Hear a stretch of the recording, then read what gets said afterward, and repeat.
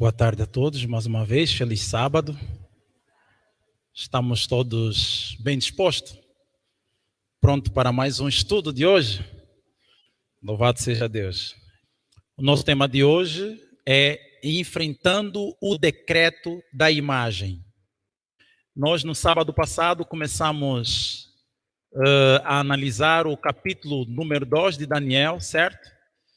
E falamos, o tema foi o sonho, né? O sonho estranho, o sonho esquisito, né? Que o rei da Babilônia, né? O rei Nabucodonosor teve, né?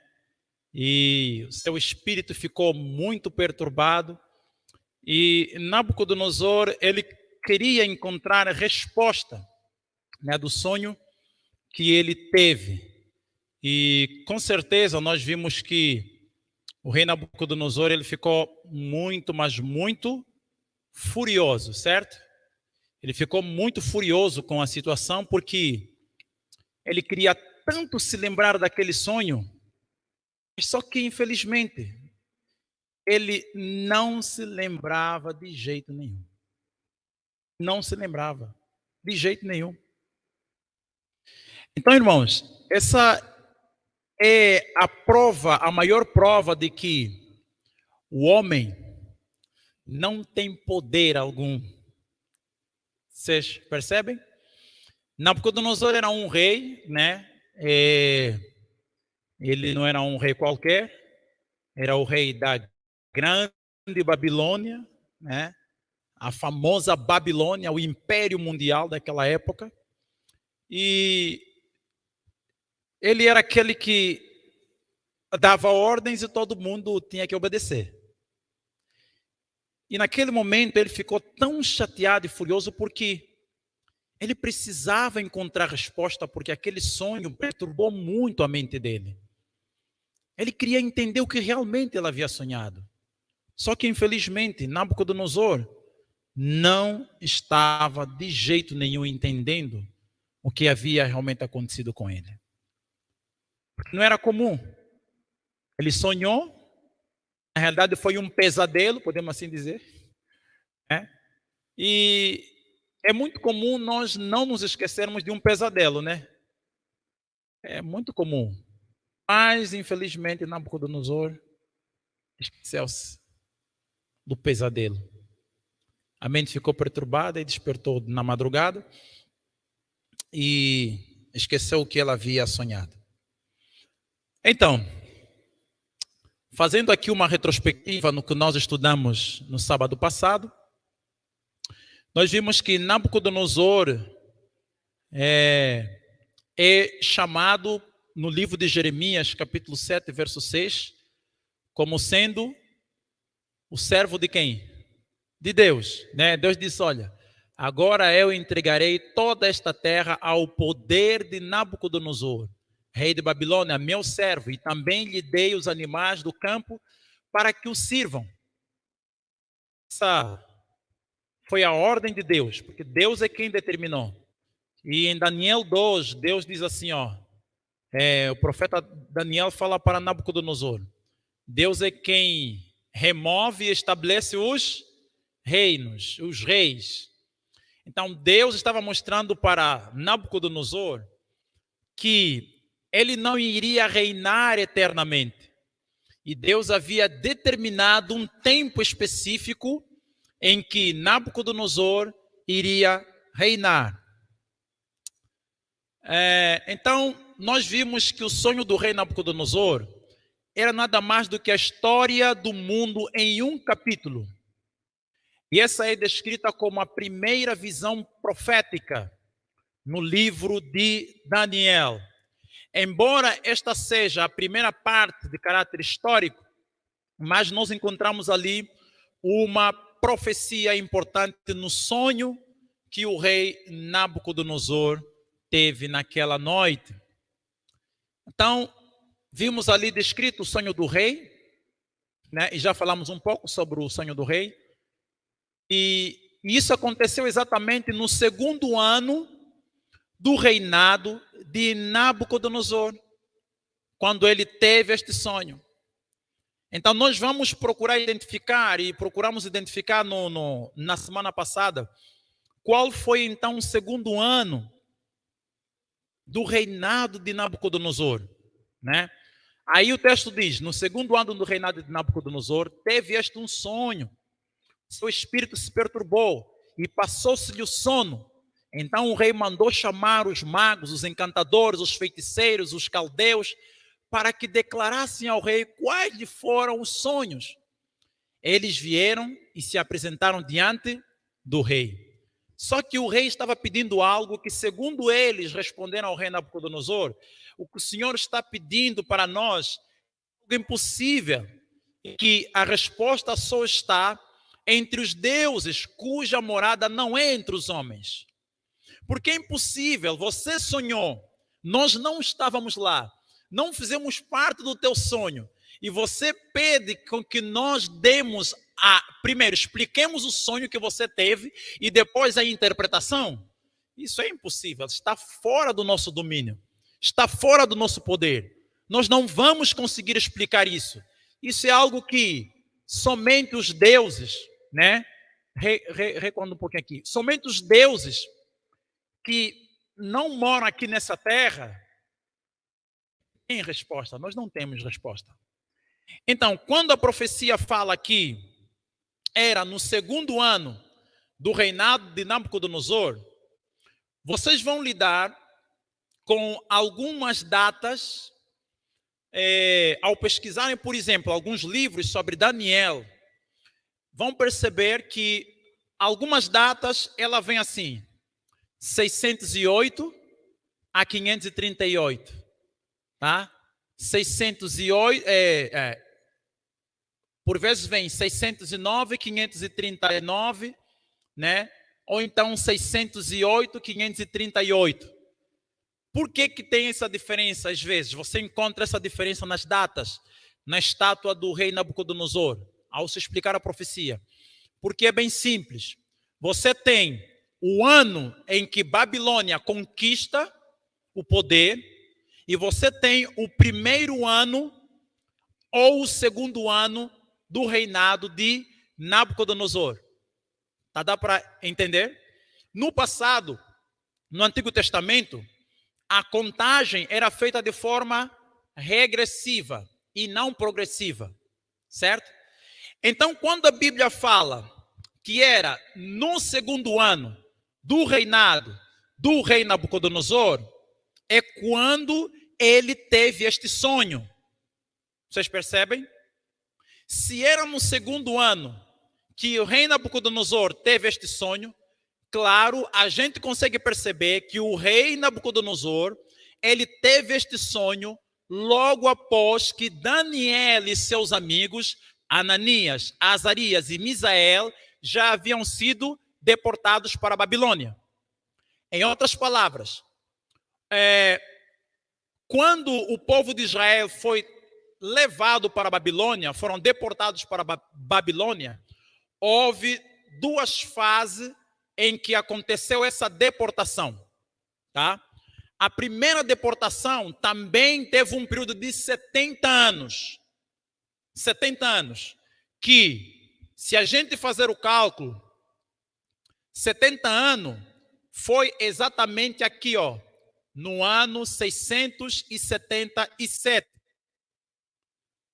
Pena que não colocamos aqui os dois diagramas, senão iríamos ver que a primeira deportação, quando a gente olha para aquele diagrama de 1843, nós temos lá a descrição que a primeira deportação sobre o período do rei Manassés vai acontecer no ano 677. 70 anos depois, porque Deus havia dado esse período para que houvesse arrependimento por parte do rei, mas infelizmente não houve um reconhecimento dos pecados. O povo de Israel continuou agindo de forma errada, adorando, buscando outros deuses. E como consequência disso, Deus então, através do profeta Jeremias, vai dizer que, olha, vocês vão ser levados. Vamos abrir a Bíblia? Jeremias, capítulo 25. Vamos abrir as nossas Bíblias. Jeremias, capítulo 25. E vamos ver o que Deus disse através do profeta Jeremias. Tudo estava se cumprindo conforme a profecia. Jeremias, capítulo 25. Olhem o que diz a partir do verso 11. Esta terra inteira será uma inundação e um assombro. Estas nações servirão ao rei de Babilônia por quanto tempo? 70 anos. Vocês percebem? Este foi o tempo determinado por Deus, em que os filhos de Israel serviriam o rei da Babilônia por 70 anos. Obrigado. Deus determinou esse tempo. O povo de Israel seriam levados cativos dentro desse período determinado por Deus, 70 anos. Então nós vemos, paralelamente ao povo de Deus, o mesmo período de tempo profético determinado por Deus, tanto para o seu povo, como para o poder ou o reino que iria subjugar o seu povo. Ambos receberam um período de 70 anos. Só que este período de 70 anos, eles não começam no mesmo ponto. Por quê? Lembrando que Nabucodonosor teve esta visão no segundo ano do seu reinado. Se nós temos a contagem do primeiro período de 70 anos do povo de Israel, a primeira deportação aconteceu em 677, você tem um percurso de aproximadamente 70 anos, certo? Então logo vão restar 607, correto? Então é nesse período que Daniel e seus amigos são levados para onde? Para a Babilônia. E exatamente no segundo ano do reinado de Nabucodonosor é quando Daniel, ou seja, é quando Nabucodonosor vai ter este sonho da estátua. Logo, se é 2 anos, 609, 608, o segundo ano vai ser no ano 607, correto? Está entendido? Então foi aqui no segundo ano do reinado de Nabucodonosor que ele teve o sonho da estátua e da pedra, né, que bateu contra a estátua. Tá? Então no ano 607 é o ano em que o rei Nabucodonosor teve o sonho. E Deus mostrou para Nabucodonosor que o seu tempo estava determinado. Vamos continuar a ler, versículo 12. Deus determinou 70 anos para a Babilônia. Verso 12 diz: e acontecerá que quando 70 anos forem completados, que eu punirei o rei de Babilônia e aquela nação, diz o Senhor, pela sua iniquidade, e a terra dos caldeus, e a farei desolada e perpétua. Deus vai trazer desolações perpétuas sobre Babilônia, quando completar o quê? Os 70 anos. Por causa de que viria essa desolação? Diz, acontecerá que quando 70 anos forem completados, eu punirei o rei de Babilônia e aquela nação, diz o Senhor, pela sua iniquidade, pelo seu pecado. E vocês sabem a história.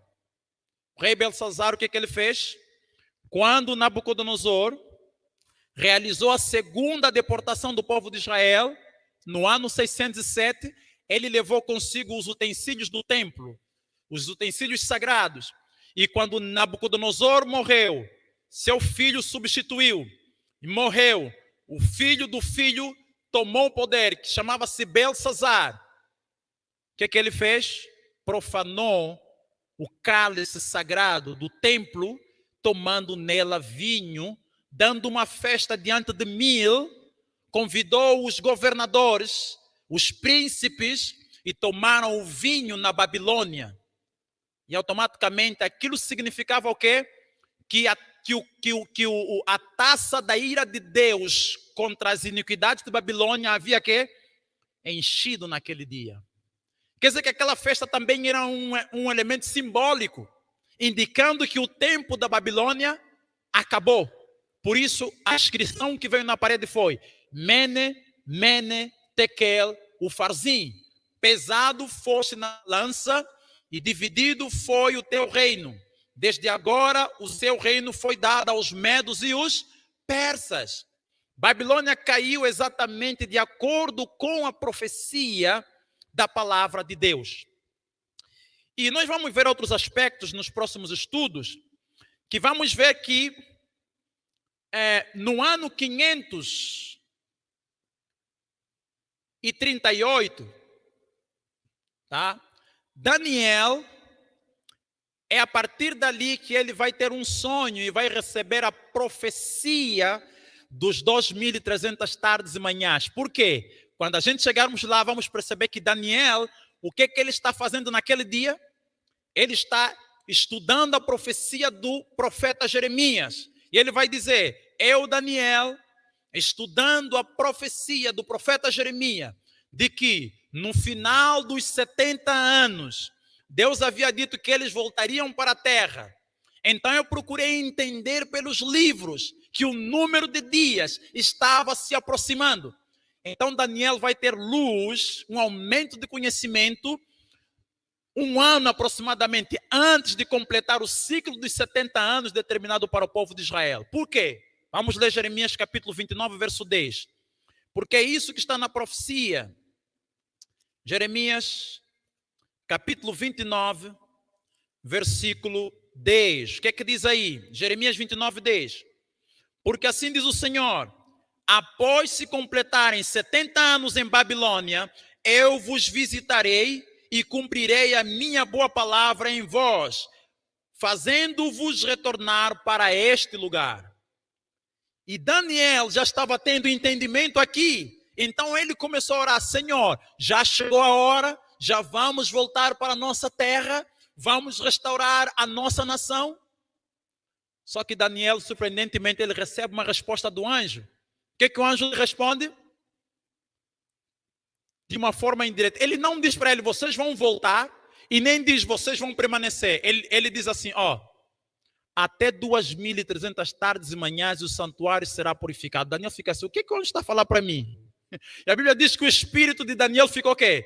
Perturbado, porque ele não entendeu. Ué, Gabriel, o que você está a dizer para mim? Eu quero saber se vamos voltar. Você me diz, até 2.300 tardes e manhãs e o santuário será purificado. Ele não entendeu nada. Então Daniel diz, Senhor, por favor, faça-me entender. E Daniel então começa a orar. E aí o Senhor diz, Gabriel, vá até esse, explica para ele a visão.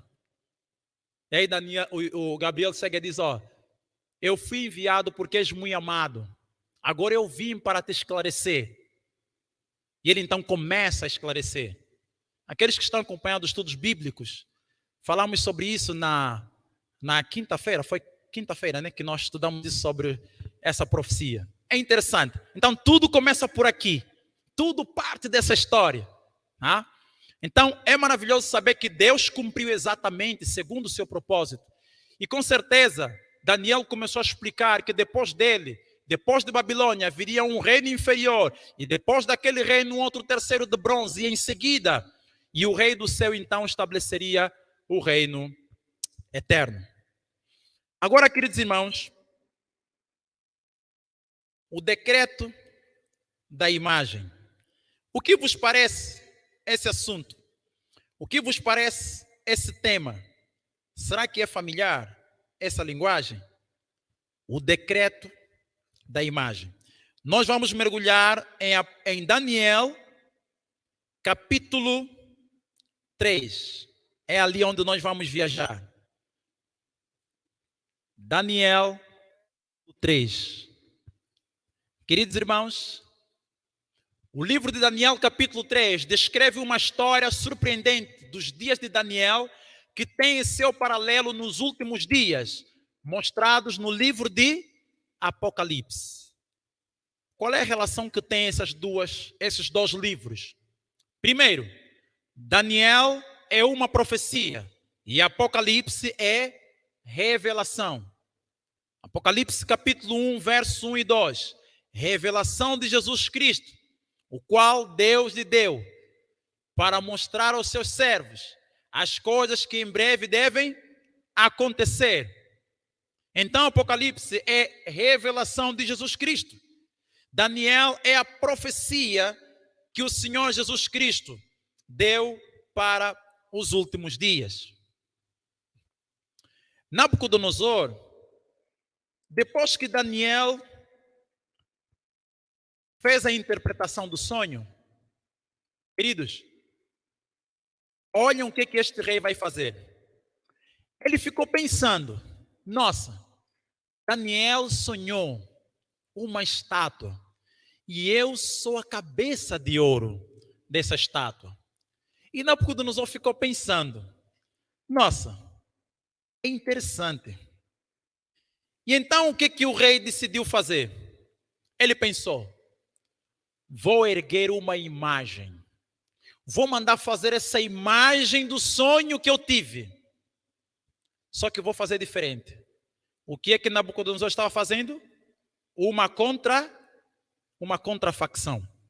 Foi isso que o Senhor mostrou para ele. O sonho era, a estátua era toda de ouro. Nabucodonosor estava a querer mudar o sentido da história.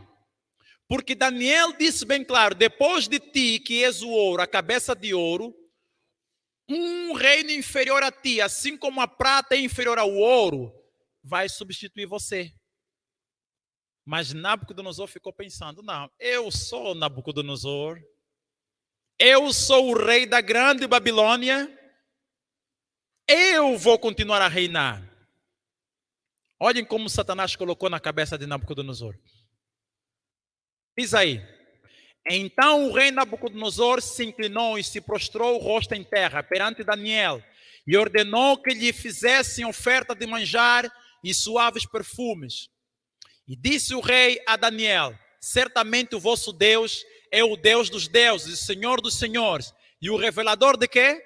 Mistério, pois pudeste revelar este mistério. Mas a questão é, o que aconteceu depois de Nabucodonosor aparentemente ter reconhecido este Deus de Daniel que havia revelado o sonho ao rei da Babilônia? Vamos agora ver qual foi, na realidade, o que ele fez. Olhem lá, Daniel 3, verso 1. O rei Nabucodonosor fez uma imagem de quê? De ouro, que tinha 60 côvados de altura e 600 de largura. Levantou-a no campo de Dura, na província de Babilônia. Olha o que o rei Nabucodonosor decidiu fazer. Primeiro, ele diz que engrandeceu o Deus de Daniel, porque ele revelou o sonho e a sua interpretação. Mas agora ele ficou pensando, nossa, eu sou Nabucodonosor, eu sou a Babilônia, eu sou o Deus na terra. Ele viu, não será que os deuses estão dizendo que eu mereço ser adorado? Que o meu reino merece ser reconhecido?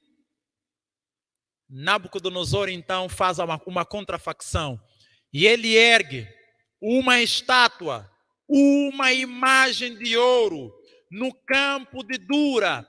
Olhem, queridos irmãos, nós dizíamos que Daniel 3 tem o seu paralelo com Apocalipse, correto?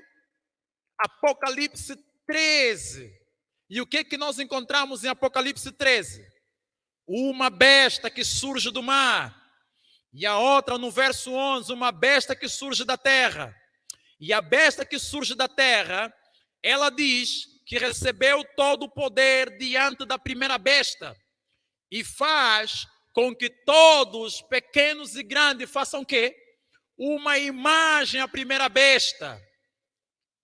Vocês conseguem ver o paralelo que existe entre estes? E no final deste capítulo de Apocalipse 13, verso 18, diz que este poder, ele tem um número que lhe identifica. Qual é esse número? Qual é o número da besta? Certo? Agora vejam, queridos irmãos, exatamente em similitude, Nabucodonosor manda erguer uma imagem com quantos côvados de altura? 60 côvados de altura e mais 6 côvados de largura. Olhem só, será isso coincidência?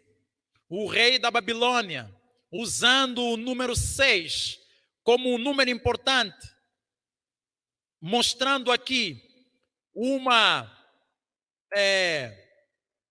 adoração a uma imagem.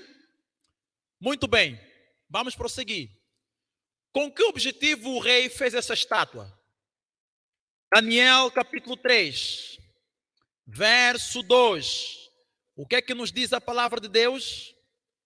Daniel capítulo 3, nos versos 2. Vamos ver ali o que é que diz aí. Qual é o propósito principal? Daniel 3, verso 2. Então o rei Nabucodonosor fez reunir os príncipes, os governadores, os capitães, os juízes, os tesoureiros, os conselheiros, os magistrados e todos os governadores, os governantes das províncias para a consagração da imagem que o rei fez o quê? Que o rei ergueu. Não é isso que ele fez? Ele decidiu levantar e ele então convidou para que todos pudessem aparecer quando? Na consagração da imagem que ele havia erguido. Qual era o propósito? Era engrandecer o nome dele, era engrandecer o seu poder, o seu reinado.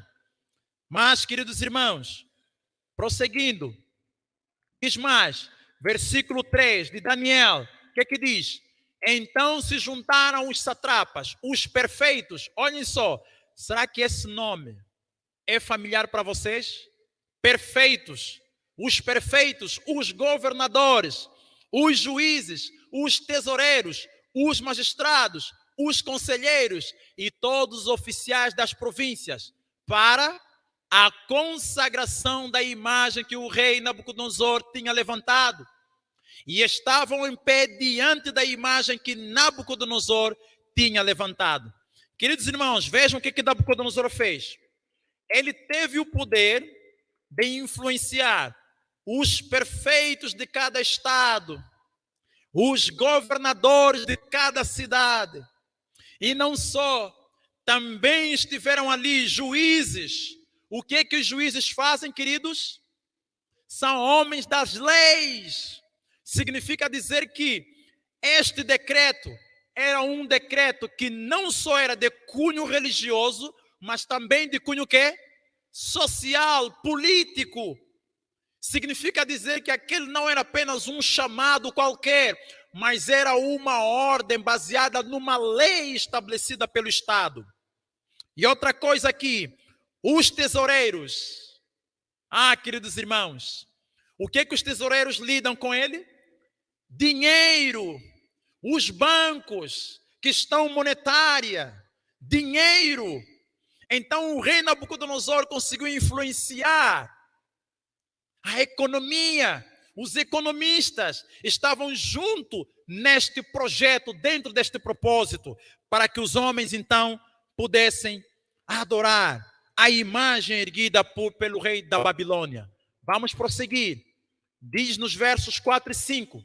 Nisto o arauto apregoava em alta voz: ordena-se a vós outros, ó povos, nações e homens de todas as línguas.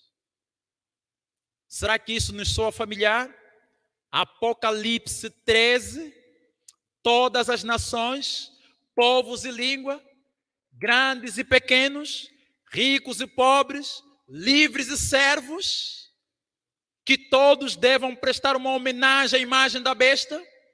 Queridos, diz aí, no momento em que ouvirdes o som da trombeta, do pífaro, da harpa, da citara, do saltério, da gaita de foles e de toda a sorte de música, vos prostrareis e adorareis a imagem de ouro que o rei Nabucodonosor fez o quê?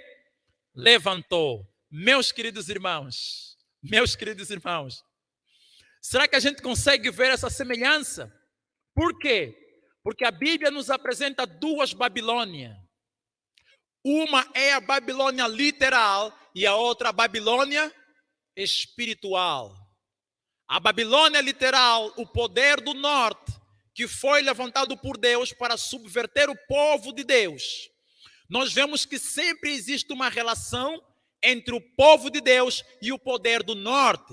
Assim como aconteceu com a Babilônia literal, o poder do norte, de acordo com Jeremias capítulo 24 e 25, Deus disse: levantarei um poder do norte, que virá contra vós e subverterá a vossa cidade.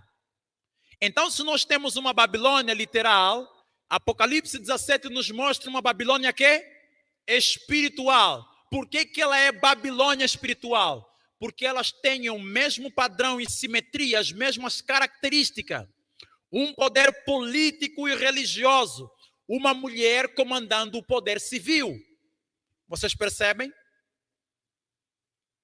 Então, o que aconteceu na Babilônia literal, segundo este capítulo, está nos mostrando que haverá isto também na Babilônia espiritual. Queridos irmãos, um decreto foi determinado pelo rei da Babilônia. E esse decreto, queridos irmãos, era um decreto de quê? De morte. O que é que nos diz? Qual foi o decreto que o rei determinou? Qualquer que se não prostrar e não adorar, será no mesmo instante lançado na fornalha de fogo ardente. Aquele que não adorar a imagem da besta, nem tiver o número do seu nome, o que acontecerá com estas pessoas, segundo o livro de Apocalipse? Serão mortos, queridos irmãos, vão ser decapitados. Então a gente vê a semelhança, a similitude que existe na experiência que estes jovens tiveram. E a propósito, tem algo interessante que a gente vê aqui nesta profecia. Vamos prosseguir. Nós vemos, queridos irmãos, um quadro completo daquilo que a profecia dos últimos dias nos aponta. Nós vemos aqui um soberano poderoso, um rei poderoso. O que ele vai trazer? Ele vai trazer uma imagem falsa para que as pessoas possam fazer o quê? Adorá-lo.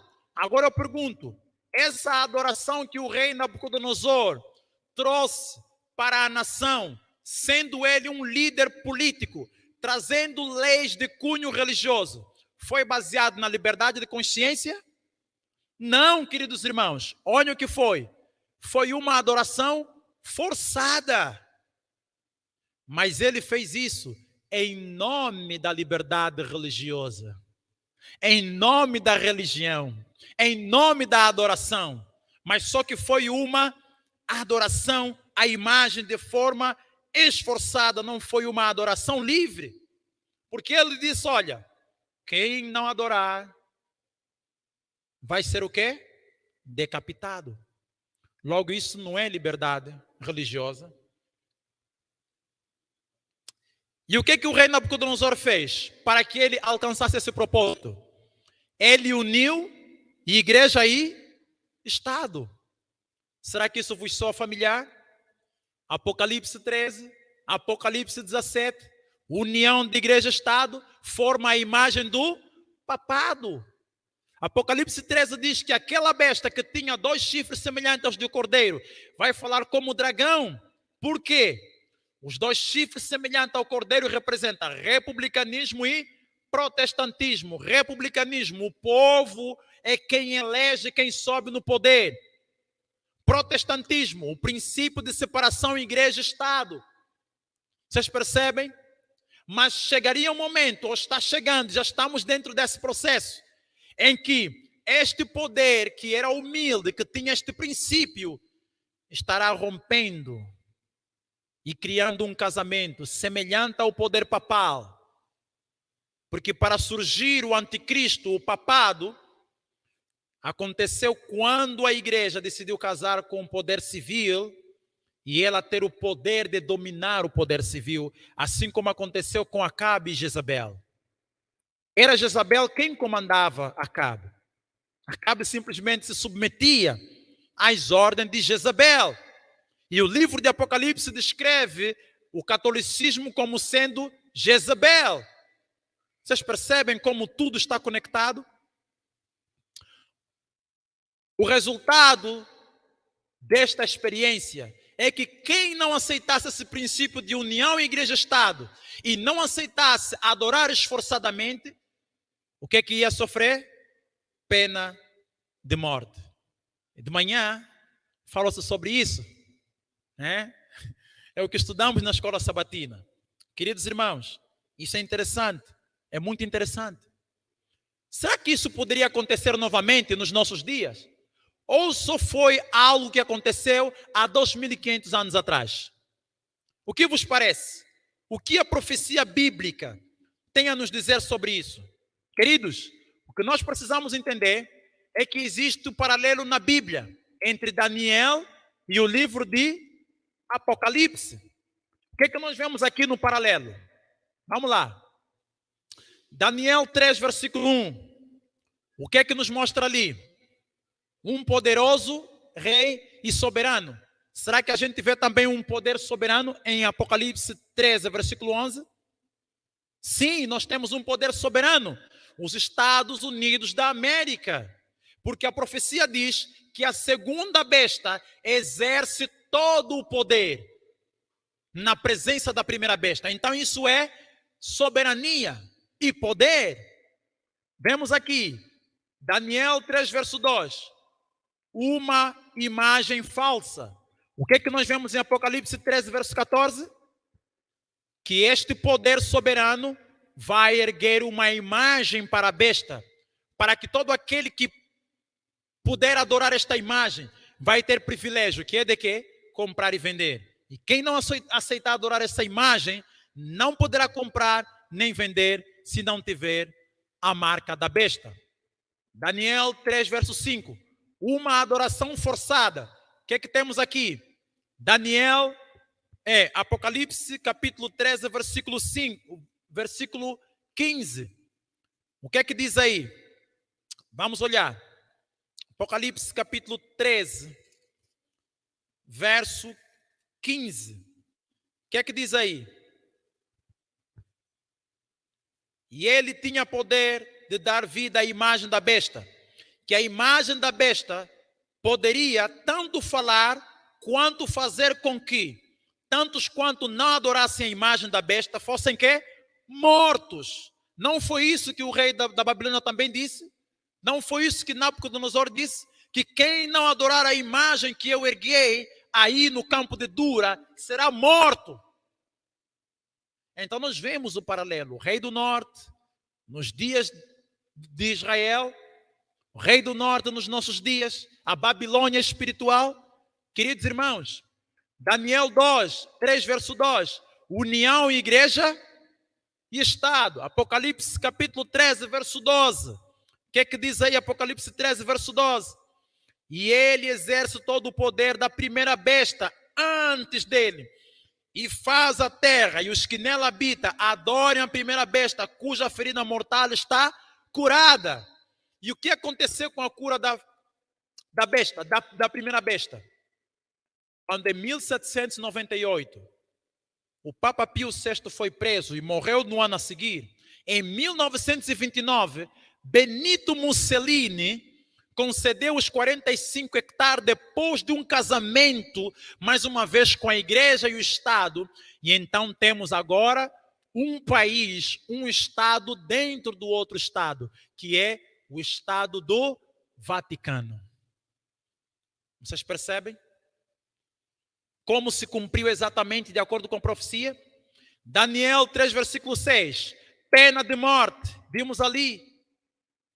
Queridos irmãos, esta profecia nos mostra claramente o paralelo que existe entre estas duas profecias. Tá, queridos irmãos? O que é que nós vemos ali? Daniel capítulo 3, verso 8 a 12. Vamos voltar lá para o livro de Daniel. Daniel capítulo 3.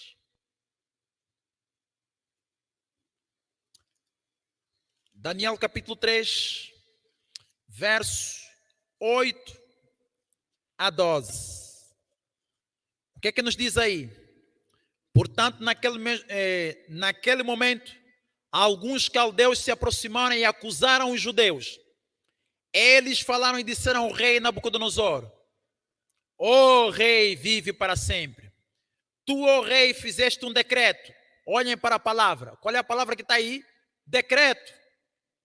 Que todo homem que ouça o som da corneta, flauta, harpa, a cabucha, saltério, o xilofone e todos os tipos de música deverão prostrar-se e adorar a imagem dourada. E aquele que não prostrar e adorar, seja lançado no meio da fornalha de fogo ardente. Verso 12.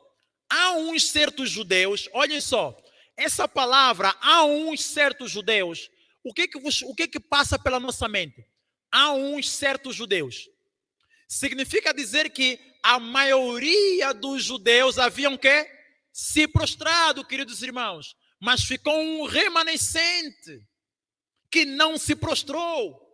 E ele diz: há uns certos judeus, os quais colocaste sobre os negócios da província da Babilônia, Sadraque, Mesaque e Abednego, segundo os nomes que eles deram. Estes homens, ó rei, não têm considerado a ti. Eles não servem os teus deuses e nem adoram a imagem dourada que tu erguestes. Agora, queridos irmãos, eu quero que vocês prestem atenção num detalhe. Você tem 3 jovens hebreus. Primeiro, Ananias, certo? Segundo, quem é? Misael. E o terceiro, Azarias. Agora preste atenção.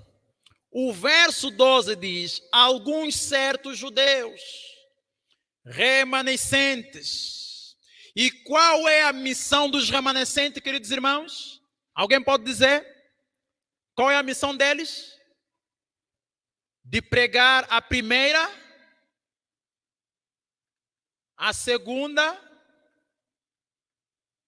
e a terceira, que? Mensagem angélica. Então isso quer dizer que esses 3 jovens, eles estão tipificando as 3 mensagens angélicas que devem ser pregadas nos últimos dias. Vocês percebem? Eles vão enfrentar isso, porque a terceira mensagem angélica, o que ela fala? Se alguém adorar a besta e a sua imagem, esse tal vai beber do vinho da ira de Deus, não misturado com o cálice da sua ira. Estes remanescentes têm a responsabilidade de bater de frente contra o poder da Babilônia.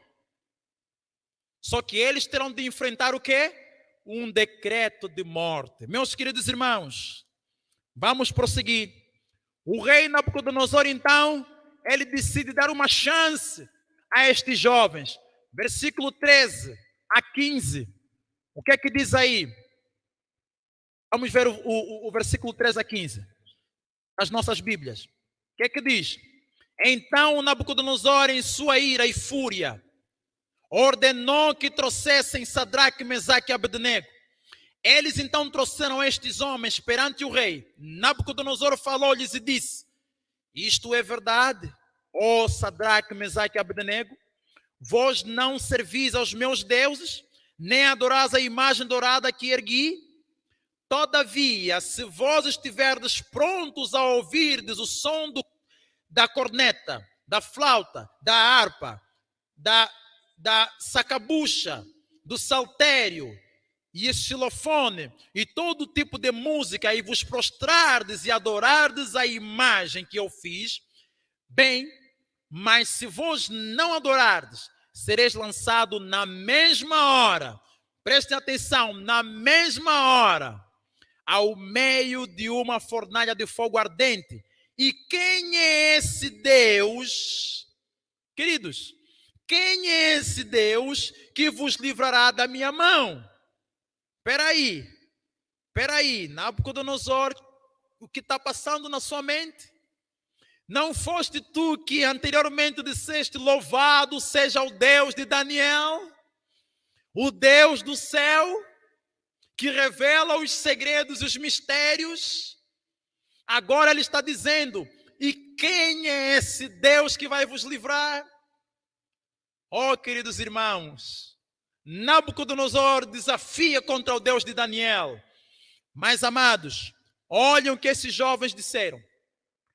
Responderam Sadraque, Mesaque e Abdenego ao rei: oh, Nabucodonosor, quanto a isso, não necessitamos de te responder. Por que eles não precisavam de responder? É como quem quer dizer: você sabe quem é esse Deus?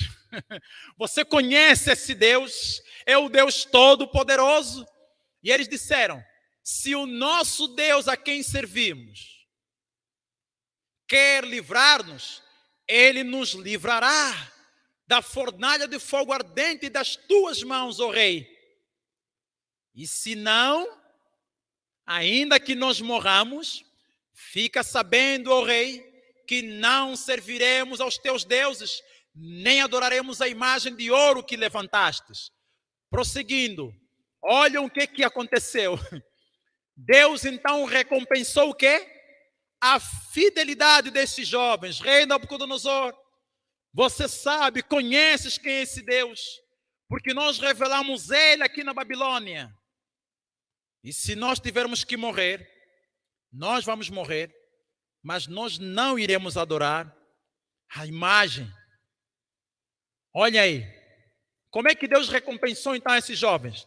O que aconteceu? Então o rei Nabucodonosor, o que ele fez? Ficou espantado. Por quê? Espantou-se e se levantou depressa, falou dizendo aos seus conselheiros: não lançamos nós dentro do fogo 3 homens atados? Responderam e disseram ao rei: é verdade, ó rei. Mas o que ele vê depois? Ele vê 4. Vamos ver nas nossas Bíblias, versículo 25. O que diz aí? Versículo 25. Verso 25 de Daniel, capítulo 3. O que diz? Ele respondeu e disse: eis que eu vejo 4 homens soltos, caminhando no meio do fogo, e eles não têm ferimento, e a forma do quarto é semelhante ao Filho de Deus. Queridos irmãos, o que esta cena significa para nós nos últimos dias, meus amados? Há uma promessa no livro de Atos, capítulo 3. Atos, capítulo 3, verso 19. Vocês sabem qual é a promessa que está em Atos 3, verso 19? Vamos ler, diz aí: mensagem de Pedro: arrependei-vos, portanto, e convertei-vos, para que os vossos pecados sejam apagados, e assim venha na presença do Senhor tempos de refrigério. O que é o tempo de refrigério? A presença de quem? Do Senhor. E o que nós entendemos como tempo de refrigério? A chuva seródia, meus queridos irmãos. E quando a chuva seródia desce, os servos de Deus pregam a mensagem do alto clamor. Será que estamos percebendo a profecia? E o que é a descida do Espírito Santo? Apocalipse capítulo 18. O que João diz? Ele vê descer do céu o 4º anjo. Queridos irmãos, o 4º anjo desce para fazer o quê? para fortalecer as 3 mensagens angélicas, para dar poder a essas três mensagens. Então, no momento da crise, quando a Babilônia espiritual aquecer o seu forno 7 vezes mais para perseguir o povo de Deus, o anjo do refrigério, pela presença do Senhor, descerá para dar poder a esses mensageiros nos últimos dias, o povo remanescente. Olha o que diz a promessa da Bíblia. Isaías 43, versículo 2. Quando passares pelas águas, eu serei contigo. Quando pelos rios, eles não te submergirão. Quando passares pelo fogo, o que vai acontecer? Não te queimarás, nem chama ardente em ti haverá. Queridos irmãos, essa é a promessa de Deus. Essa é a promessa para o povo de Deus nos últimos dias. O povo remanescente, tipificado as 3 mensagens angélicas, Ananias, Azarias e Misael, é este povo remanescente que tem a responsabilidade nos últimos dias de pregar as 3 mensagens angélicas.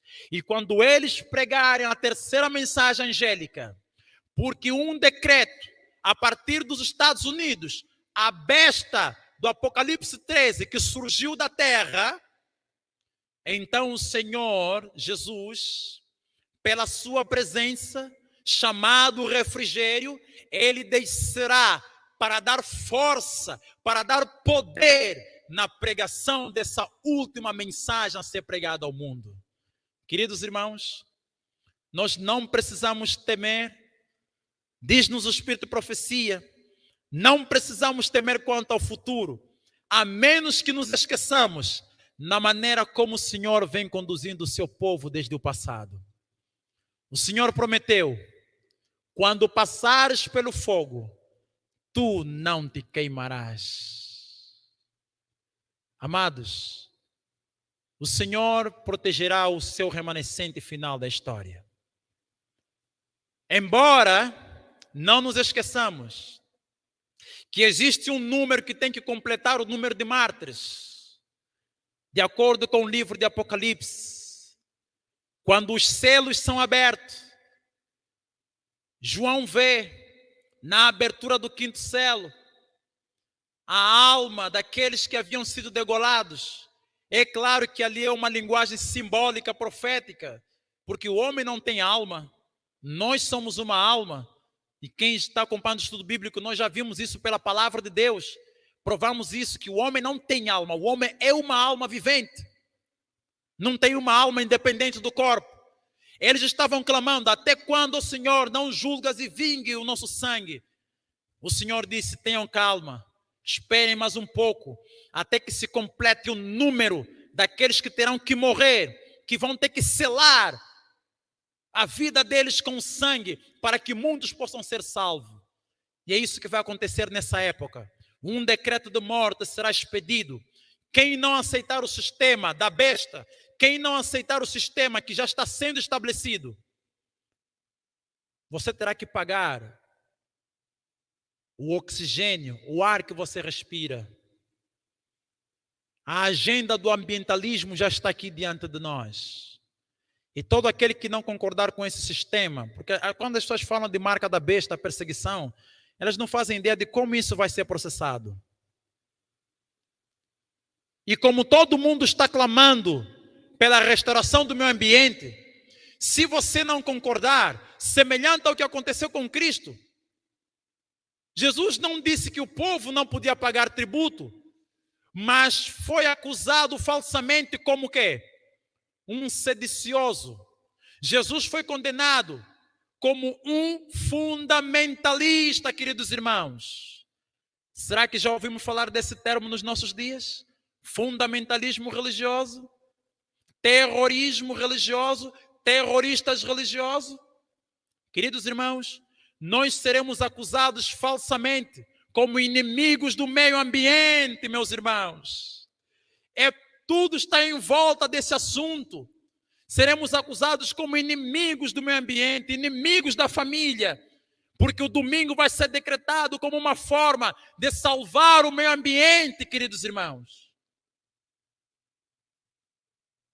Será que você está disposto como Ananias, Azarias e Misael, mesmo diante de um forno na nossa frente, depois de aquecerem 7 vezes mais, e você sentir a temperatura chegar bem próximo de ti, e dizer: fica sabendo, ó Senhor Presidente, que esse nosso Deus que nós adoramos vai nos livrar, e se Ele não nos livrar, nós não vamos aceitar essas tuas leis.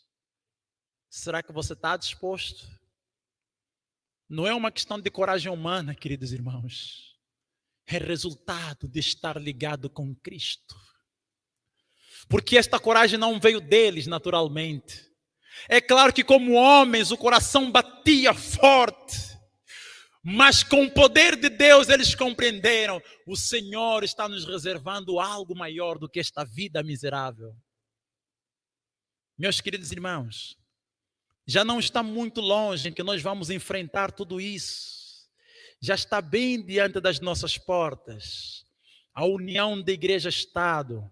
Esse foi o resultado. A união da igreja-estado fez com que o rei Nabucodonosor colocasse um decreto. Queridos, nós estamos indo para o lar. E daqui a pouco, todas essas coisas se cumprirão. E nós precisamos estar nos preparando, queridos irmãos. Precisamos estar nos preparando para esse momento. Tudo está se cumprindo rapidamente. E segundo o Espírito da Profecia diz, os eventos finais serão rápidos. E brevemente, estas leis, estes decretos, sairão contra o povo de Deus. Estás tu te preparando para esses momentos? Estás você se preparando para enfrentar esta última crise? A poderosa mensagem do terceiro anjo precisa ser pregada nos últimos dias. Como nós poderemos sair com coragem se nós não tivermos Cristo em nossa vida? Se alguém adorar a besta e a sua imagem, se alguém adorar a besta e a sua imagem, precisamos sair para as ruas e dizer: está chegando uma tempestade, o domingo será imposto, e a Bíblia chama isso como a marca da besta, meus irmãos. Numa altura em que o Papa está apelando o mundo para que haja uma reconciliação. O que é que o mundo vai dizer? Estes homens não têm o Espírito de Cristo.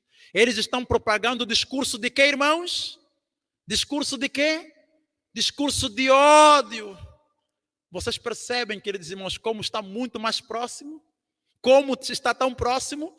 Todo o indivíduo, todo o cristão que decidir apresentar a verdade tal como está escrita na palavra de Deus,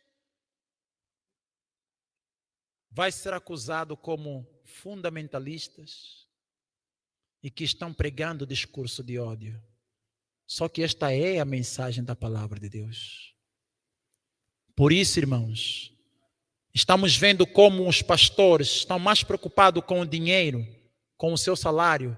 O que é que eles estão trazendo para as igrejas? Diversão do mundo. Sapatos de fogo. Axé gospel. Balada gospel. Churrascada gospel. Não é isso que estamos vendo hoje nas igrejas? Porque elas já não podem pregar contra o erro. Não podem mais pregar contra o pecado. Mas Deus terá nos últimos dias um povo que terá uma mensagem, diz a serva do Senhor, jamais concedida aos mortais.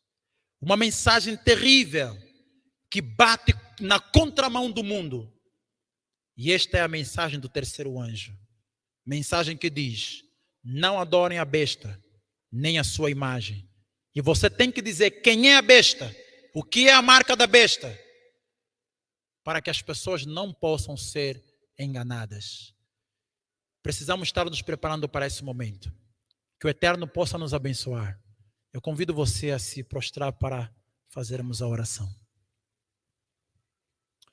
Querido Pai que estás nos céus, nós somos gratos a Ti pela Tua graça, bondade e misericórdia. Obrigado, Senhor, pelo Teu amor. Obrigado por esse momento que o Pai nos ofereceu de estudarmos a Tua Palavra. Senhor, nos conceda o Teu Santo e Bom Espírito para que nós compreendamos o tempo que estamos vivendo hoje nesses últimos dias.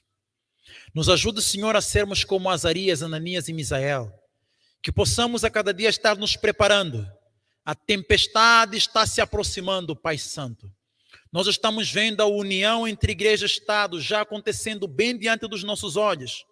Pai, daqui a pouco as leis serão sancionadas contra uma pequena classe de homens e mulheres que decidirão manter sua fidelidade à Tua Palavra.